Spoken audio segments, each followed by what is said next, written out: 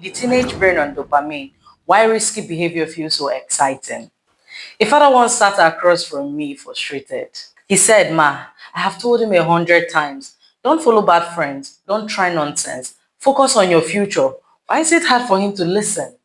His son was 16, bright, respectful at home, but outside, risky decisions, following trends, trying things he later regretted.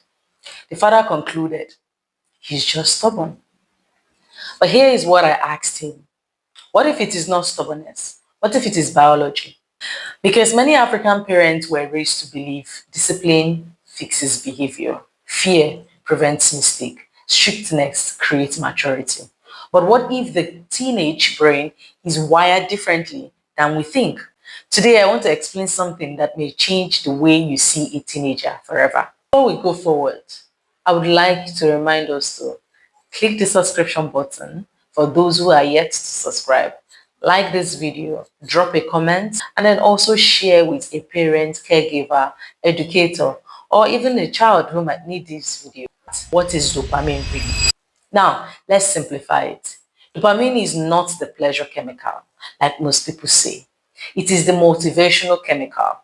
It drives us to seek reward, chase novelty, explore, take risks. When something feels exciting, new, or socially rewarding, dopamine rises. Here is what most parents don't realize. Teenagers have a hypersensitive dopamine system. What does that mean? It means they feel the excitement more strongly than adults do. The same risky behavior that makes you anxious makes them feel alive. Not because they want to be bad, but because their brain lights up differently. Why does risk feel exciting to teenagers? Think about it. Why does sneaking out feel thrilling? Posting a bold picture feel daring? Trying alcohol feel grown? Defying parents feels powerful to them. It's not just rebellion, it's neurological stimulation. The teenage brain is still developing the prefrontal cortex, the part that is responsible for long-term thinking, impulse control, weighing consequences. That part is still under construction. But you see, the reward center is fully active. So you have high acceleration, weak brake. Now, imagine telling someone in that state, just say no. It's like telling a moving car, just stop without straightening the brakes. It doesn't work. Let's look at peer validation and social media as they are core factors in this. Social media is a dopamine machine. Every likes, every comment, follow, share, notification triggers a micro dopamine spike.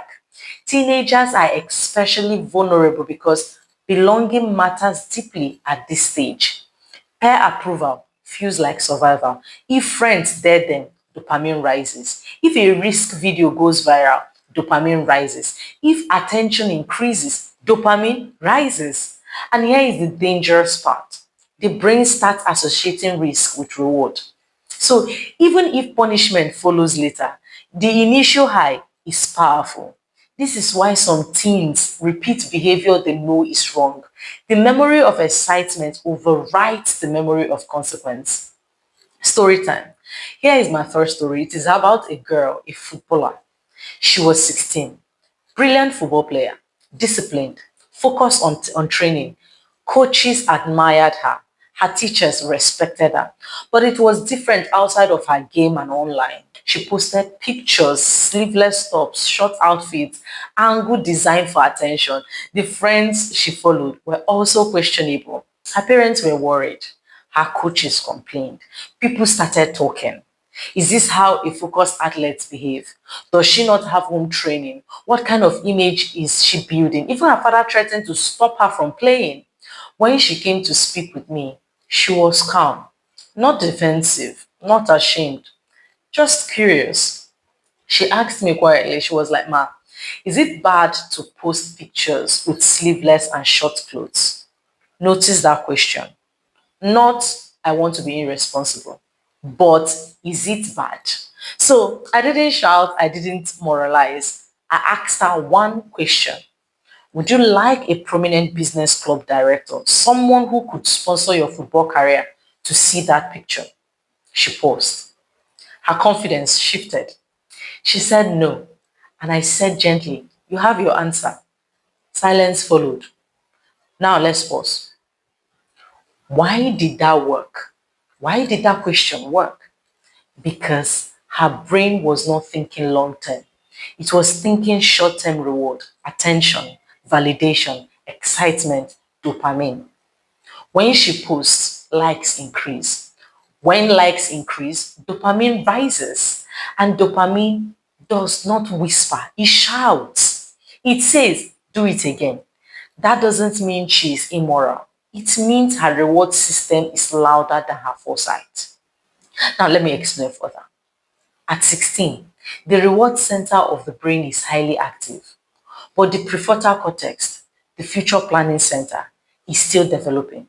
So when she posts that photos and her friends comment and like it, her brain focuses on immediate approval, comment sessions, DMs, the feeling of being noticed. It does not automatically calculate future career impact, reputation consequence, long-term image. That calculation requires a mature brake system. Teenagers are driving fast cars with developing brakes. Social media is pouring fuel on the engine.